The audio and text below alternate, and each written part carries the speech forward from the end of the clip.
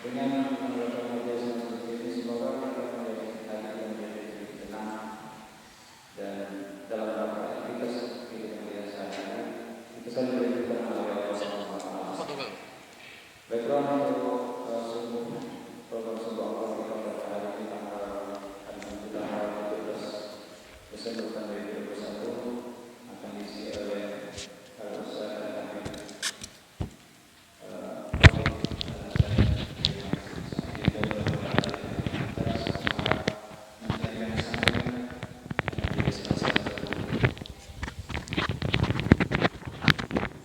Semoga nanti apa yang disampaikan akan menjadi salah satu bahan atau salah satu materi bagi kita sehingga kita dalam menjalani kehidupan ini menjadi lebih sabar, menjadi lebih tenang, sehingga dengan ketenangan itulah kunci kesuksesan kehidupan kita. Mudah-mudahan kita akan menjadi orang yang selamat dunia dan akhirat. Demikianlah apa yang dapat saya sampaikan. Mohon maaf apabila ada hal-hal yang kurang, dan selanjutnya saya serahkan kepada Al-Ustaz Al-Habib Wahid Al-Haddad untuk menyampaikan tausiahnya. Demikian, wabillahi taufiq wal hidayah. Assalamualaikum warahmatullahi wabarakatuh.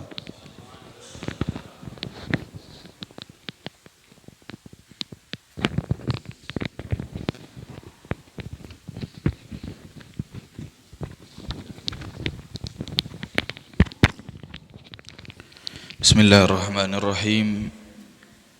Assalamualaikum warahmatullahi wabarakatuh.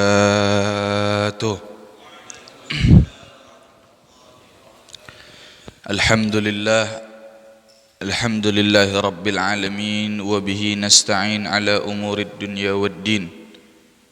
Wa sallallahu wa sallama ala sayyidina Muhammadin khataman nabiyyin وعلى آله وصحبه أجمعين ولا حول ولا قوة إلا بالله العلي العظيم.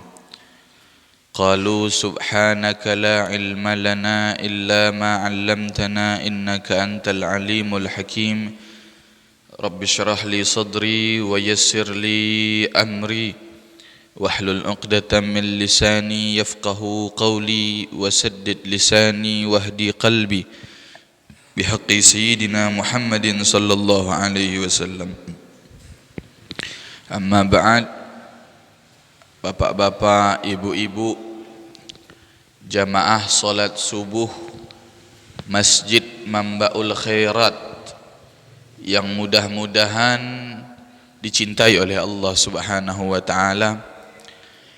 Alhamdulillah, tak henti-hentinya kita selalu memanjatkan syukur kepada Allah Subhanahu wa taala yang selalu dan selalu memanjakan kita, menyayangi kita, dengan selalu memberikan kepada kita kenikmatan-kenikmatan yang banyak. Kita dikasih nikmat sehat sama Allah, kita dikasih nikmat umur sama Allah, kita dikasih nikmat rezeki sama Allah, dan lebih utama yang kita rasakan pada saat ini, kita dikasih nikmat untuk berkumpul dan menjadi tamu Tuhan kita, yaitu Allah Subhanahu wa taala. Tak semua orang dipilih untuk jadi tamu ni. Tamu ni kan terhormat bagi tuan rumah. Dan tak semua yang dipilih oleh Allah Subhanahu wa taala. Alhamdulillah, kita termasuk yang dipilih oleh Allah Subhanahu wa taala untuk menunaikan salah satu kewajiban kita kepada beliau, kepada Allah, yaitu solat fardu subuh yang kita lakukan tadi. Salawat dan salam selalu terhaturkan, tercurahkan, terlimpahkan kepada Nabi kita yang mulia, Nabi yang telah memberikan jalan yang terang menderang, Nabi yang telah memberikan cara terbaik untuk selamat di dunia dan di akhirat, Nabi kita Muhammad sallallahu alaihi wasallam. Nabi yang memiliki cita-cita yang luar biasa. Nabi itu kayak kita, seperti kita. Punya cita-cita kita, ada harapan-harapan. Nabi juga punya cita-cita. Apa cita-cita Nabi Muhammad? Cita-cita Nabi Muhammad adalah tidak ada satu pun dari umatnya, tidak ada satu pun dari kita kecuali masuk syurga bersama Nabi Muhammad sallallahu alaihi wasallam. Itu cita-citanya Nabi kita. Bahkan Nabi suatu hari didatangi oleh seorang malaikat. Beliau berkata, "Gad atani atin," kata Nabi Muhammad. Telah datang seorang malaikat kepadaku, utusan Allah. Malaikat tersebut berkata, "Ya Muhammad, balligh alaikas salam." Allah telah menyampaikan kepadamu salam. Dan Allah telah memberimu 3 doa mustajab, wahai Muhammad.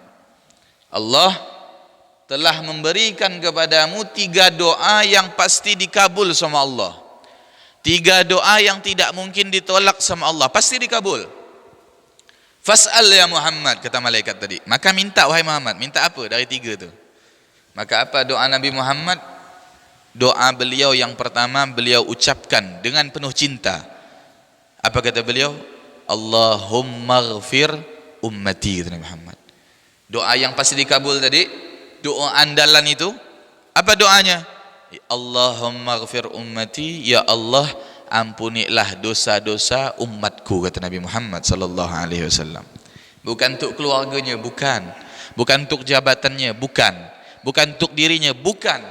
Doa yang pasti dikabul tadi, hadiah istimewa dari Allah, beliau gunakan untuk kita. Ya Allah, kata Nabi Muhammad, ampunkan dosa-dosa umatku, kata Nabi Muhammad sallallahu alaihi wasallam. Kemudian malaikat tadi berkata lagi, wa masaniyah.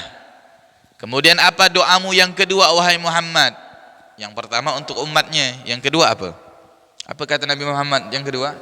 Allahumma ghfir ummati.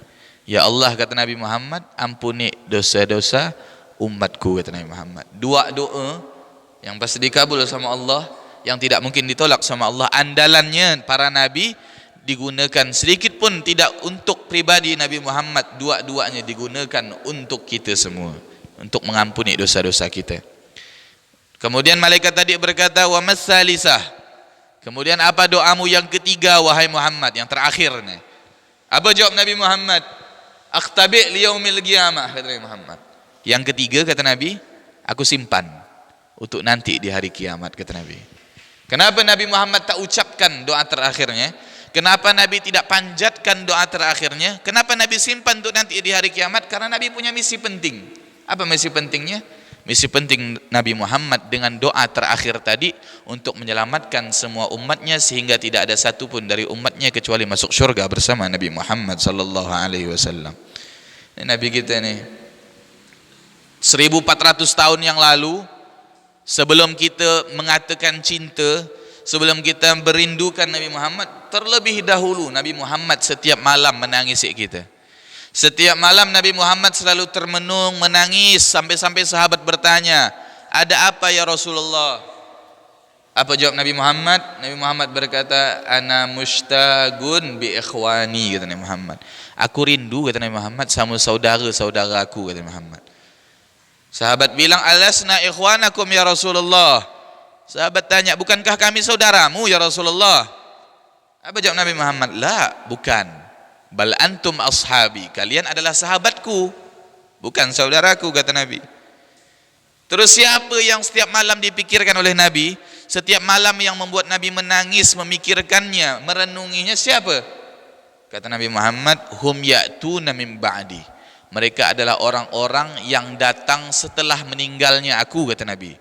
Yu'minu nabi, beriman dengan aku, walam yarani, padahal mereka belum melihatku. Siapa yang ditangis Nabi? Kita.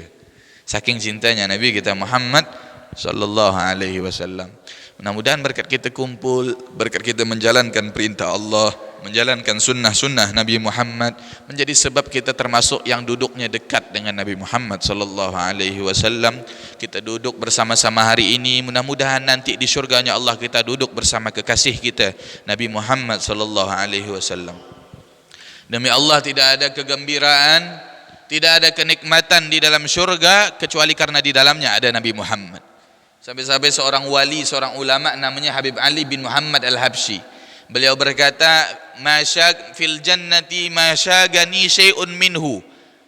Kata Habib Ali Habsyi, beliau, syurga itu sedikit pun tidak membuatku tertarik mau masuk ke dalamnya, tak ada, sedikit pun tidak. Kenikmatannya aku tahu, tapi tidak membuatku tertarik ingin masuk ke dalamnya, tidak, bukan karena itu. Tetapi kenapa aku pengen masuk syurga? Bukan karena kenikmatannya, bukan karena bidadarinya, bukan karena susunya, bukan karena buah-buahannya, bukan karena semua permintaan dikabulkan, bukan. Illa li'anna fiha Rasulullah. Kecuali satu sebabnya aku pengen masuk syurga, karena di dalamnya ada Nabi Muhammad sallallahu alaihi wasallam. Bapak-bapak, ibu-ibu yang dimuliakan oleh Allah Subhanahu wa taala, kumpulnya kita di masjid ini, kita dah tunaikan solat, kita berzikir, kita berdoa. Jangan sampai, ini harus kita istiqomahkan. Inilah jalan hidup kita. Wa ma khalaqtul jinna wal insa illa liya'budun. Allah bilang di dalam Al-Quran, tidaklah aku ciptakan manusia jin kecuali aku ciptakan tugasnya satu, ibadah. Ibadah kepada Allah Subhanahu wa taala. Jangan lupa kita habis solat kita zikir, ingat sama Allah. Jangan habis solat assalamualaikum hilang deh. Kalau ada urusan tak apalah. Ini padahal di rumah ngejar tidur mah. Masa kita tinggalkan perjumpaan, dialog kita dengan Allah Subhanahu wa taala. Sama Tuhan kita yang ngasih kita hidup nih, sama Tuhan kita yang ngasih kita makan, sama Tuhan yang ngasih kita nafas, sama Tuhan yang ngasih kita segala yang kita ada nih. Masa kita tidak mau dialog sama Allah? Padahal Allah bilang apa? Ana jalisun liman zakarani. Aku adalah teman duduk bagi orang yang mengingatku, kata Allah Subhanahu wa taala. Sampai-sampai ulama ada diceritakan ulama tu memiliki kebiasaan yang luar biasa. Dia ini kebiasaannya setiap jalan, setiap satu langkah harus zikir sama Allah. Jadi selangkah zikir, selangkah zikir, selangkah zikir, selangkah zikir. Sampai suatu hari dia berjalan, udah jarak sekian kilo, 1-2 kilo gitu, teringat dia, ya Allah, kata dia, lupa aku tadi dari rumah sampai sini ini tak zikir sama Allah. Apa yang dia lakukan? Dia balik ke rumahnya, dia ulangi langkah dia sambil berzikir kepada Allah Subhanahu wa taala. Ini para ulama, ini para wali-wali Allah, orang-orang yang memiliki cinta dengan Allah Subhanahu wa taala. Udah kalau kita memiliki cinta sama Allah, Allah cinta sama kita, kita minta apa pun pasti diterima sama Allah Subhanahu wa taala. Kita berzikir kepada Allah, kita mengingat Allah. Apa kata Allah dalam Al-Quran? Uzkuruni azkurkum. Ingatlah kepadaku, kata Allah, maka aku akan ingat kepada kalian. Ini kalau ada masalah, ngapa ya dah doa ni tak diterima sama Allah segala macam, ingat sama Allah. Berapa banyak kita mengingat Allah Subhanahu wa taala? Kita pengen diingat sama Allah. Sampai-sampai ulama tu mengatakan kullu nafsin takhruju minad dunya atshana. Setiap manusia nanti, kita semua ni nanti di saat meninggal tu akan merasakan haus yang luar biasa. Kata ulama, sampai-sampai saking hausnya keadaan sakaratul maut itu tuh, sampai manusia seandainya dikasih minuman sebanyak lautan tidak akan menghilangkan rasa hausnya, katanya. Saking hausnya keadaan sakaratul maut, mau mati itu. Mungkin biasa kalau orang mau meninggal tu minta minum biasanya, bibirnya kayak haus gitu, kayak kering. Kenapa? Karena merasakan haus yang luar biasa. Seperti itu keadaan manusia ketika meninggal. Tetapi dikasih kabar gembira, apa? Illa nafsuz zakirin, kecuali orang-orang yang semasa di dunia banyak berzikir mengingat Allah Subhanahu wa taala. Nanti diselamatkan oleh Allah dari rasa haus yang luar biasa tadi. Mudah-mudahan kita yang berkumpul pada hari ini termasuk orang-orang yang diselamatkan oleh Allah Subhanahu wa taala. Dan jangan lupa berzikir, kita berdoa sama Allah, minta sama Allah. Kita ni kan hamba, budak, tak punya apa-apa, semuanya datang dari Allah. Kita ni nol. Kata guru ana Habib Segaf Baharun, beliau bilang kita ni adalah nol. Kenapa kita nol? Karena kita memang nol. Kalau kalian merasa punya duit banyak, kata beliau, siapa yang ngasih duit? Siapa? Allah yang ngasih duit, bukan ente yang kaya. Allah berarti yang kaya. Kalau kau merasa pintar, siapa yang ngasih kepintaran? Allah yang ngasih. Kalau kau merasa hebat punya jabatan, siapa yang ngasih jabatan? Allah yang kasih. Ternyata yang hebat bukan kita, yang hebat adalah Allah Subhanahu wa taala. Kita ni nol. Dikasih oleh Allah rezeki banyak, maka akhirnya jadilah orang kaya kita. Dikasih Allah jabatan, akhirnya jadilah kita pejabat. Dikasih Allah ilmu, maka jadilah kita orang pintar. Kita ni menerima, pemberi adalah Allah Subhanahu wa taala. Maka jangan lupa meminta. Terus ada orang tanya macam ini. Kata dia, Beb, kata dia, ana dah doa sama Allah. Doa ana. Cuman tak ada dikabul sama Allah. Ini bahaya nih. Mana katanya Allah kabulkan? Ketahui ini orang-orang kalau kayak gini karena sebab tidak belajar, tidak punya ilmu. Ini padahal ulama menjawab, agama menjawab. Satu yang pertama harus kita pahami, ketahuilah bahwa doa kita pasti dikabul sama Allah. Janji Allah. Apa kata Allah dalam Al-Quran? Ud'uli astajib lakum. Doalah kepadaku maka aku akan kabulkan, kata Allah. Masa Allah bulat? Udah doa tak dikabul sama Allah. Berarti Allah bulat. Katanya kabul. Kok enggak? Pasti dikabul sama Allah. Bahkan kata ulama, iblis saja makhluk yang paling terlaknat, paling peker udah kata orang Tapang ya, paling susah udah dia nih. Doa sama Allah dia nih, minta dikabul sama Allah. Apa kata iblis waktu dia dilaknat sama Allah? Dia minta sama Allah. Apa kata dia? Gala ya Rabbi anzirni ila yaumi yub'atsun, di dalam Al-Quran dikatakan. Kata iblis bilang, ya Allah tolong kau kekalkan aku ya Allah sampai nanti hari kiamat. Kan minta sama Allah, doa. Dikabul tak sama Allah?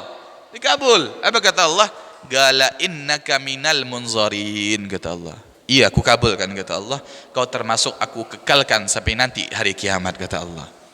Ulama bilang, iblis lah dah terlaknat, minta sama Allah dikabul. Masa kita ndak? Setidaknya kita ndak sejelek iblis lah. Insya Allah dikabul sama Allah. Tetapi, ini kuncinya. Allah itu mengabulkan doa hamba, pasti dikabul, janji Allah. Tetapi Allah mengabulkan hamba, doa hamba ini caranya banyak. Ini yang harus kita pahami. Yang pertama, caranya Allah kabulkan doa, Allah kasih kontan. Ada orang minta, ya Allah aku butuh duit 10 juta ya Allah, kabulkanlah ya Allah. Besok dikasih sama Allah. Banyak terjadi. Ada jak jalannya. Itu cara Allah yang pertama, Allah kasih kontan. Cara Allah yang kedua, Allah kabulkan doa, tetap Allah kabulkan, pasti janji Allah. Tetapi Allah undur waktunya. Kenapa Allah undur waktunya? Karena Allah sayang sama kita. Allah tahu, Allah maha tahu, bahkan melebihi kita tahu diri kita sendiri. Allah maha tahu, kalau ini hamba ku kabulkan sekarang, bakal sakit dia, bakal berdosa dia. Contohnya gimana? Ada orang doa sama Allah, ya Allah aku ni butuh rumah, butuh duit ya Allah. Dikabul tak sama Allah? Dikabul pasti, cuma diundur sama Allah. Kenapa Allah undur? Karena Allah sayang. Allah maha tahu, ini hamba kalau dikabulkan sekarang, punya rumah, punya duit banyak, dia ni bakal lalai solat, dia ni bakal lupa sama aku, dia tu bakal boros. Allah maha tahu. Karena Allah sayang sama kita, Allah undur sampai kita siap, baru Allah kabulkan. Pasti dikabul sama Allah. Itu cara yang kedua, Allah kabulkan tetapi Allah undur. Yang ketiga, Allah kabulkan, pasti Allah kabulkan, cuman Allah ganti doa kita dengan sesuatu yang lain. Kenapa? Lagi-lagi karena Allah sayang sama kita. Allah tahu kalau dikabulkan sesuai permintaannya, ini orang tak siap, minta duit, minta rumah, Allah kabulkan pasti. Cuman Allah tahu kalau kita ni dikasih macamnya, kita ni bakal lupa, bakal lalai, bakal mubadzir. Allah tahu itu, maka Allah kabulkan, cuma Allah ganti sesuatu yang lain yang lebih layak dan lebih pantas untuk kita. Pasti dikabul sama Allah. Kemudian cara yang keempat, Allah kabulkan doa hamba, pasti. Cuman Allah ganti doa itu dengan kita dijauhkan dari mara bahaya musibah.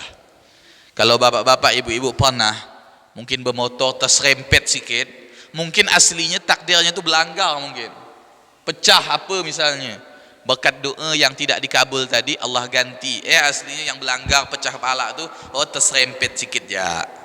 Itu mungkin berkat doa kita yang tak dikabul sama Allah Subhanahu wa taala. Mungkin ada kejadian apa, aslinya parah nih, cuman alhamdulillah tak terlalu parah, mungkin berkat doa kita yang tak dikabul sama Allah. Pasti dikabul, cuman diganti sama Allah dengan dijauhkan dari musibah mara bahaya. Yang terakhir, yang kelima, Allah kabulkan doa hamba, pasti. Tetapi Allah ganti doa kita dan Allah simpan doa itu untuk nanti di hari kiamat. Kata ulama, Allah ni punya 5 cara ngabulkan doa yang ana jelaskan tadi. Ada 5 cara. Kata ulama bilang, cara terbaik Allah mengabulkan doa hamba adalah cara yang terakhir, cara yang kelima tadi. Yang mana itu? Yang Allah simpan untuk nanti hari kiamat. Itu cara terbaik. Kenapa? Karena ada suatu riwayat di dalam hadis, ketika manusia kesedihan, di saat manusia gugup, di saat manusia kesusahan, malaikat datang membawa peti-peti berisi pahala. Sehingga manusia ini berkata, ya Allah, mana amal hadha? Ya Allah, kami tak berbuat ini. Ini dari mana ni pahala ni? Datangnya dari mana? Kami tak berbuat. Apa kata Allah? Ini adalah hadiah dari doa-doamu yang selama di dunia tidak aku kabulkan, kata Allah. Sekarang aku simpan, waktu di dunia tak aku kabulkan, aku simpan untuk nanti. Ini saatnya kau ambil jatah kau, kata Allah. Sehingga manusia ini dalam kesulitan, dalam kesedihan di hari kiamat, sehingga dia gembira melihat hasil dari doa-doanya yang tidak dikabul sama Allah semasa di dunia. Sehingga dia berkata kepada Allah, ya Allah, katanya, seandainya, katanya, dulu semasa di dunia, semua doaku jangan kau kabulkan, ya Allah, katanya. Kenapa? Karena pada saat ini aku sangat dan lebih membutuhkannya, kata Allah, kata manusia tersebut. Maka pada intinya, jangan lupa jangan tinggalkan solat, jangan tinggalkan zikir kepada Allah, jangan tinggalkan doa sama Allah. Minta sama Allah, Allah mendengar kita, dan mudah-mudahan kita termasuk yang dimuliakan oleh Allah Subhanahu wa taala. Mungkin itu yang bisa saya sampaikan. Mohon maaf atas segala kesalahan. Hadanallahu wa iyyakum. Assalamualaikum warahmatullahi wabarakatuh.